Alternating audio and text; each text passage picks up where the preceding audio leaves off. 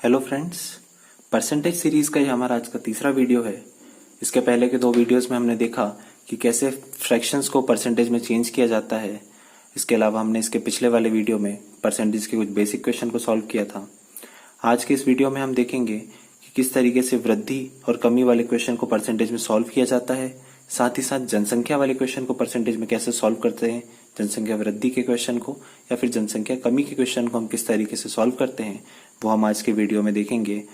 अगले वीडियो में हम देखेंगे कि किस तरीके से चुनाव से रिलेटेड क्वेश्चन और मिश्रण से रिलेटेड क्वेश्चन को परसेंटेज में सॉल्व किया जाता है। तो आइए शुरू करते हैं आज का वीडियो।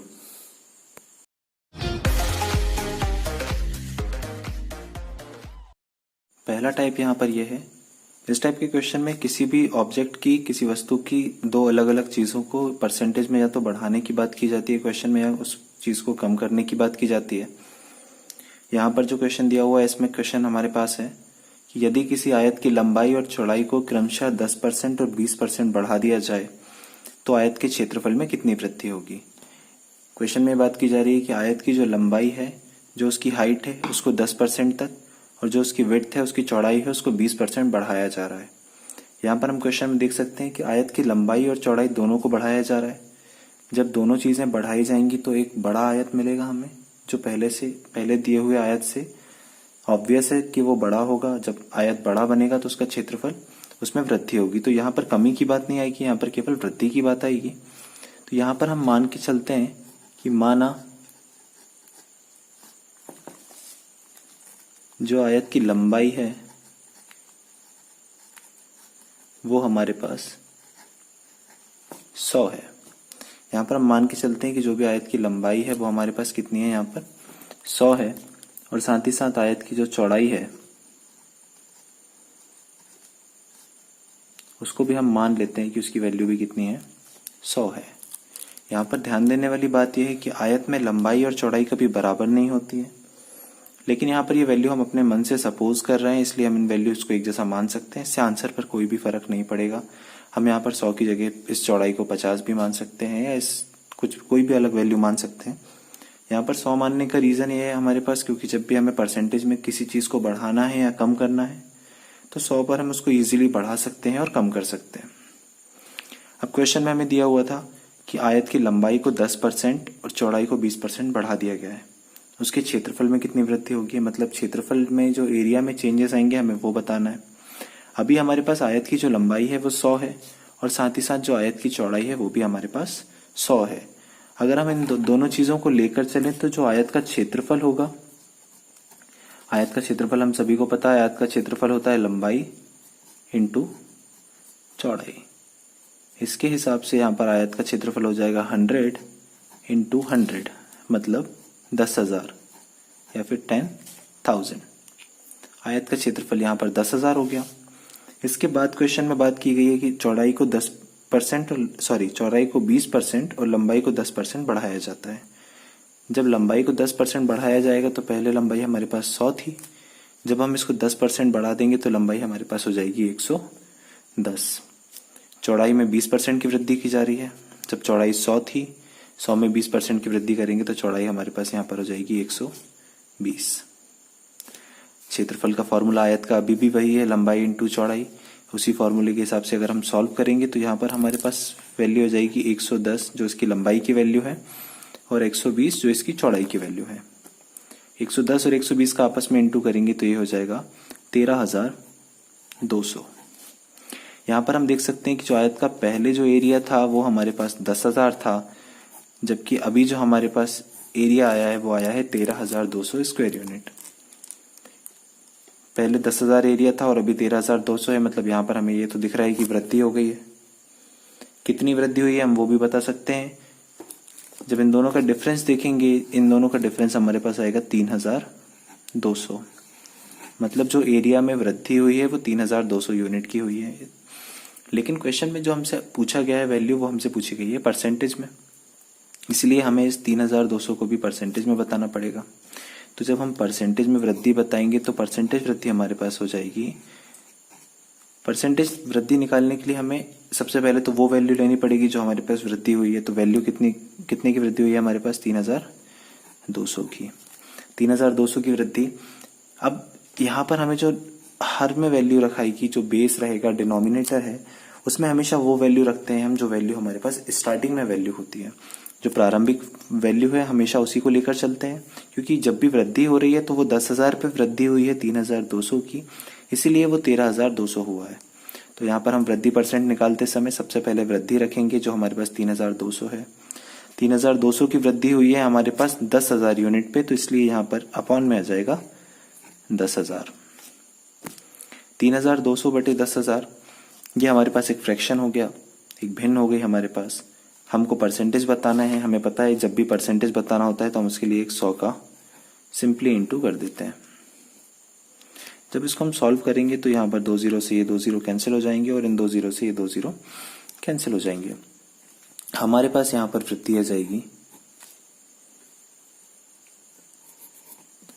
32%। आई होप आपको ये समझ में आया होगा। उसी टाइप का दूसरा क्वेश्चन हमारे पास यहाँ पर ये है कि किसी फलों के मूल्य में 20% कमी होने पर फलों की बिक्री 20% बढ़ जाती है, दुकानदार की आय पर क्या प्रभाव पड़ेगा। यहाँ पर हमें दोनों चीजें दी गई हैं कि जो फलों का प्राइस है, जो फलों का मूल्य है, उसमें 20% की कमी की जा रही है। जब प्राइस में कमी होगी तो ये एक ऑब्वियस सी बात है कि किसी चीज की अगर प्राइस में कमी होगी तो उसकी जो सेलिंग है वो बढ़ जाएगी, लोग बाग उस चीज की तरफ ज्यादा अट्रैक्ट होंगे। तो यहाँ पर जब मूल्य में 20% की कमी की जा रही है तो फलों की बिक्री 20% बढ़ जा रही है। यहाँ पर हमें कमी और वृद्धि दोनों चीजें दी हुई हैं। क्वेश्चन में हमसे पूछा गया है कि दुकानदार की आय पर क्या प्रभाव पड़ेगा। सेम क्वेश्चन है जैसा कि इसके पहले वाले क्वेश्चन में हमने देखा, वहां पर दोनों चीजों में वृद्धि की बात की गई थी, यहाँ पर कमी और वृद्धि दोनों की बात की गई है। उसी तरीके से हम इस क्वेश्चन को सॉल्व करेंगे। यहाँ पर हम देख लेते हैं, सबसे पहले तो हम मान लेते हैं कि माना जो फलों का मूल्य है वो 100 रुपए है। जिस तरीके से पिछला क्वेश्चन सॉल्व किया था ठीक उसी तरीके से इस क्वेश्चन को भी सॉल्व करेंगे। तो सबसे पहले हम मान लेते हैं कि जो फलों का मूल्य है वो कितना है, 100 रुपए है। इसके साथ ही हमें एक चीज और दी गई है क्वेश्चन में कि फलों की जो बिक्री है, हम यहाँ पर मान लेते हैं कि फलों की बिक्री वो भी कितनी है, 100 है। एक तरीके से हम यहाँ मान रहे हैं कि फलों की संख्या है, जो बिक्री हो रही है फलों की, वो भी कितनी है, 100 है। और फलों का मूल्य कितना था, 100 रुपए। अब अगर हम यहाँ पर देखें तो दुकानदार की आय कितनी होगी।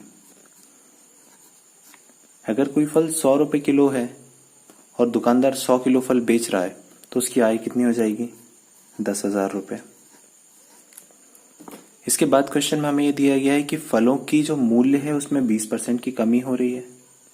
पहले हमारे पास फलों का मूल्य 100 रुपए था, जब हम इसमें 20% की कमी करेंगे तो फलों का मूल्य हमारे पास हो जाएगा 80 रुपए। साथ ही साथ बोला है कि अगर फलों के मूल्य में 20% की कमी हो रही है तो उसकी जो बिक्री है वो 20% बढ़ जा रही है। बिक्री पहले हमारे पास 100 रुपए थी, जब इसमें 20% का इंक्रीज होगा तो ये यहाँ पर हो जाएगी 120 रुपए। अब हम देख सकते हैं कि फलों का जो प्राइस है वो 80 रुपए हो गया है हमारे पास, लेकिन जो फलों की बिक्री है, जो फलों के बेचने की संख्या है वो हमारे पास 120 हो गई है। अब अगर हम यहाँ पर इन दोनों का इंटू करके देखें तो हमें दुकानदार की आय मिल जाएगी। जब 12 का 8 में इंटू करेंगे तो हमें यहाँ पर मिलेगा 96 और साथ ही साथ 2 0 भी आ जाएंगे यहाँ पर। अब हम यहाँ देख सकते हैं कि दुकानदार की आय पहले 10,000 रुपए थी और अभी दुकानदार की आय हो गई है 9,600 रुपए। मतलब दुकानदार की आय में कमी आ गई। जब हम इन दोनों को आपस में माइनस करके इन दोनों के बीच का डिफरेंस देखेंगे तो हमें यहाँ पता चलेगा कि 400 रुपए की कमी दुकानदार की आय में आ गई है। लेकिन हम परसेंटेज पढ़ रहे हैं तो हमें यहाँ पर कमी जो भी आएगी उसको हम परसेंटेज में बताएंगे। तो कमी परसेंटेज निकालने के लिए अभी हमने इसके पिछले वाले क्वेश्चन में भी देखा था वृद्धि परसेंट किस तरीके से निकाली जाती है, ठीक कमी भी उसी तरीके से निकाली जाएगी। 400 रुपए की कमी आ रही है। 400 रुपए की कमी हमें कितने पे हुई है, 10,000 रुपए पे, इसलिए जो इसका बेस है या डिनोमिनेटर है वो हम 10,000 रुपए रखेंगे और साथ ही साथ परसेंटेज निकालने के लिए एक 100 का इसमें इंटू कर देंगे। यहाँ पर भी 2 0 से 2 0 कैंसिल हो जाएंगे और इन 2 0 से ये 2 0 कैंसिल हो जाएंगे। हमारे पास जो आंसर आ जाएगा वो आ जाएगा 4% की कमी। इन्हीं क्वेश्चंस का तीसरा टाइप ये है, इस टाइप के क्वेश्चन आते हैं कि जब किसी वस्तु के मूल्य को बढ़ाने की या कम करने की बात करते हैं तो उसकी खपत में कितनी वृद्धि या कमी आ जाती है। जब किसी चीज का मूल्य बढ़ाया जाएगा और हमें हमारा खर्च अगर अपरिवर्तित रखना हो, मतलब अगर हमें मूल्य बढ़ने पर अपना खर्च ना बढ़ाना हो तो हमें उसकी जो खपत है उसमें कमी करनी पड़ेगी। ठीक इसी तरह से अगर किसी वस्तु का मूल्य कम हो जाता है तो हमें खपत को बढ़ाना पड़ेगा ताकि जो हमारा खर्च है उसमें कोई बदलाव ना आए, हमारा खर्च एज इट इज रहे। इस टाइप का हम पहला क्वेश्चन देखते हैं। क्वेश्चन हमारे सामने है कि यदि प्याज के मूल्य में 50% की वृद्धि की जाती है तो किसी परिवार को प्याज की खपत में कितनी % की कमी करनी होगी कि खर्च ना बढ़े। यहाँ पर यह बात की जा रही है कि प्याज का जो प्राइस है उसमें 50% की वृद्धि हो गई है। जब प्राइस में वृद्धि होगी और हमारे पास खर्च करने के लिए उतने ही रुपए हैं जितने हमारे पास पहले थे, तो यहाँ पर यह बात क्लियर है कि हमें उसकी खपत में कुछ ना कुछ कमी करनी पड़ेगी। क्वेश्चन को हम देखते हैं। सबसे पहले तो हम यहाँ पर मान के चलते हैं कि माना जो प्याज का मूल्य है वो हमारे पास कितना है, 100 रुपए है। मूल्य हमारे पास यहाँ पर 100 रुपए है। साथ ही साथ हम इसके साथ में यहाँ पर मानते हैं कि जो हमारे पास खपत है वो भी हमारे पास कितनी है, 100 है। यहाँ पर हम 100 क्यों मान रहे हैं ये चीज मैं आपको पहले भी बता चुका हूँ कि 100 यहाँ पर बेस वैल्यू 100 मानने का रीजन ये है कि 100 पर कभी भी परसेंटेज को बढ़ाना और कम करना हमारे लिए बहुत आसान होता है, सिवाय कि अगर हम कोई दूसरा नंबर लें तो वहां पर हमें फिर कैलकुलेशंस करनी पड़ती हैं। लेकिन अगर 100 पे किसी चीज को बढ़ाना है तो हम उसको डायरेक्ट उतना ही बढ़ाकर लिख सकते हैं या उतना ही कम कर कर लिख सकते हैं। अभी यहाँ पर हम देखेंगे कि जब प्याज का मूल्य हमारे पास 100 रुपए था और उसकी खपत 100 किलो की थी तो कुल खर्च कितना हो रहा था। यहाँ पर हमारे पास यहाँ पर कुल खर्च आ जाएगा 10,000 रुपए। क्वेश्चन में दिया है कि प्याज के मूल्य में 50% की वृद्धि की जा रही है, मतलब अगर पहले मूल्य 100 रुपए था तो अभी प्याज का मूल्य हो जाएगा 150 रुपए। जब प्याज का मूल्य बढ़ गया है, क्वेश्चन में कहा गया है कि खर्च ना बढ़े, मतलब खर्च अभी भी हमारे पास 10,000 रुपए करने को ही है। अब जब हमारे पास मूल्य बढ़ गया है, खर्च उतना ही है, तो यहाँ पर हमें खपत में कुछ ना कुछ कमी करनी पड़ेगी जिसके कारण हमारा खर्च उतना का उतना ही बना हुआ है। हम मान लेते हैं कि यहाँ पर हम पहले 100 किलो खर्च कर रहे थे और अभी हमारा जो खर्च है वो x किलो कम हो गया है, मतलब अब हमारा खर्च हो गया है 100 माइनस x। पहले हमारा खर्च जो खपत है यहाँ पर हमारे पास पहले 100 थी, अब जो हमारी खपत है वो हमारी हो गई है 100 माइनस x किलो की खपत यहाँ पर हमने कम कर दी है, तो हमारी नई खपत हो जाएगी पुरानी खपत में से x को माइनस करने के बाद। यहाँ पर हम देखेंगे कि अगर हम मूल्य में खपत का इंटू करते हैं, अगर पहले मूल्य 100 रुपए था और पहले खपत 100 रुपए थी तो हमारे पास जो खर्च था वो हमारे पास 10,000 रुपए के बराबर था। अभी हमारे पास जो मूल्य है वो हमारे पास 150 रुपए है और हमारे पास जो खपत है वो 100 माइनस x है। साथ ही साथ हमारे पास जो खर्च है वो 10,000 रुपए है। मतलब अगर यहाँ देखें तो हम 150 में अगर 100 माइनस x का इंटू करते हैं तो भी हमें कितने के बराबर वैल्यू मिलेगी, 10,000 के बराबर, क्योंकि जो हमारे खर्च है वो 10,000 रुपए के बराबर है। तो हम यहाँ पर लिख सकते हैं कि 150 इंटू 100 माइनस x ये बराबर हो जाएगा 10,000 के। x के लिए हम इसको सॉल्व करेंगे तो हमें खपत में कितनी कमी करनी पड़ेगी वो यहाँ पर मिल जाएगी। सबसे पहले हम एक जीरो से यहाँ पर एक जीरो को कैंसिल कर देते हैं। यहाँ पर हमारे पास वैल्यू हो जाएगी 100 minus x is equal to 1000 upon 15।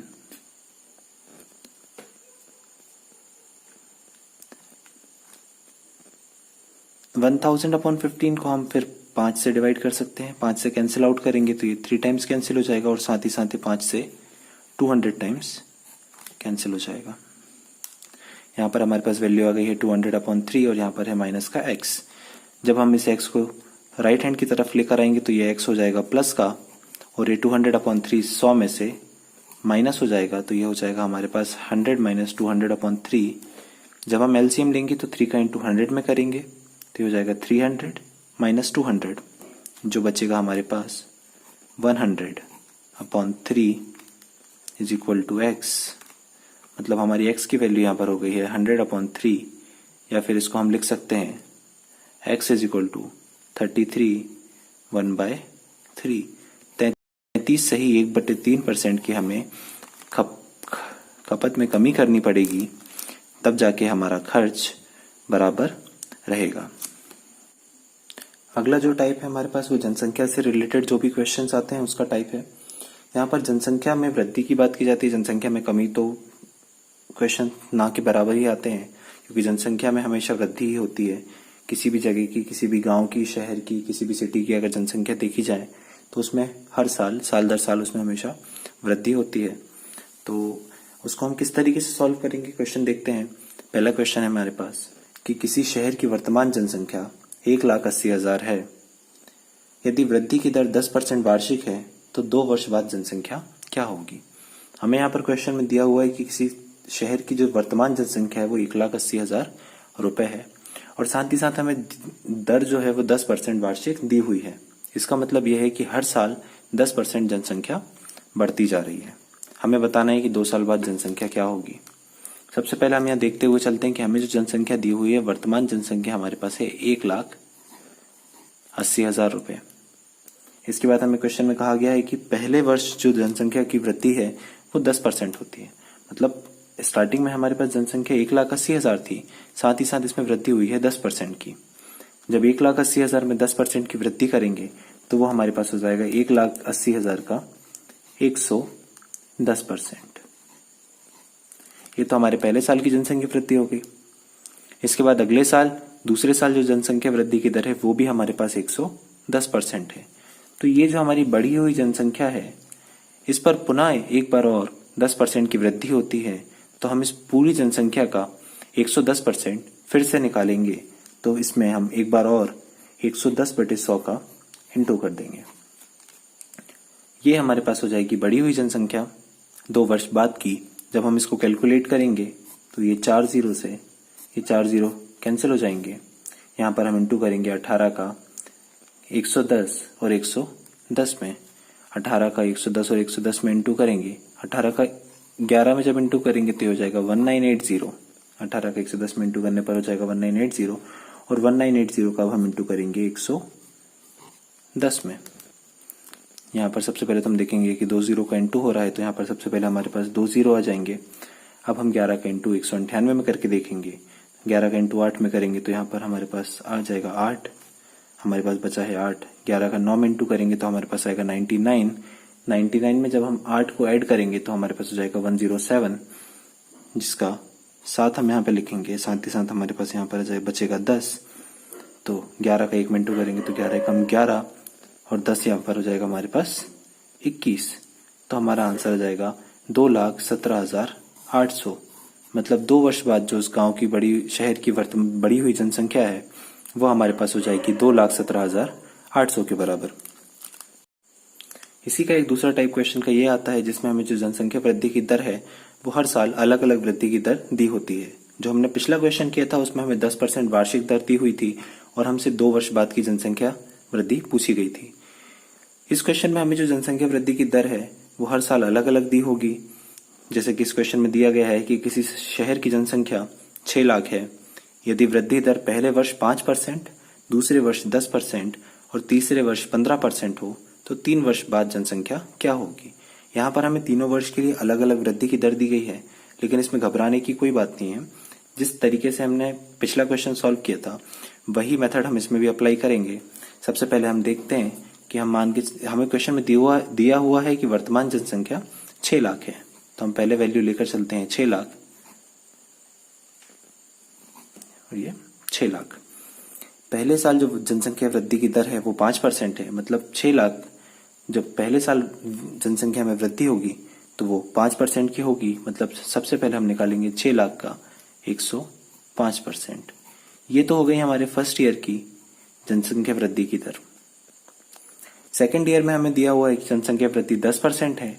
जब हम सेकेंड ईयर का दर देखेंगे तो वो हमारे पास हो जाएगा 110/100। ये हमारे पास हो गया सेकेंड ईयर के लिए जनसंख्या वृद्धि की दर।